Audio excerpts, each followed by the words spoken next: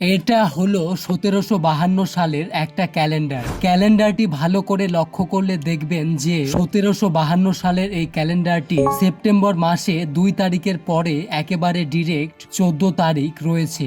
মাঝখানের 3 থেকে 13 তারিখগুলো এই ক্যালেন্ডারে নেই। মাঝখানের 11টা দিন কোথায় গেল, কেন এরকম, আসুন জেনে নিন।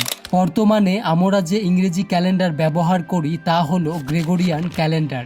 1752 সালের আগে ব্রিটেনে যে ক্যালেন্ডার ব্যবহার করা হতো তার নাম জুলিয়ান ক্যালেন্ডার।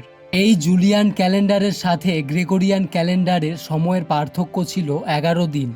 অর্থাৎ জুলিয়ান ক্যালেন্ডারে গ্রেগরিয়ান ক্যালেন্ডারের চেয়ে 11 দিন বেশি ছিল। এরপর ব্রিটেন 1752 সালে জুলিয়ান ক্যালেন্ডার ত্যাগ করে গ্রেগরিয়ান ক্যালেন্ডার গ্রহণ করার সিদ্ধান্ত নেয়।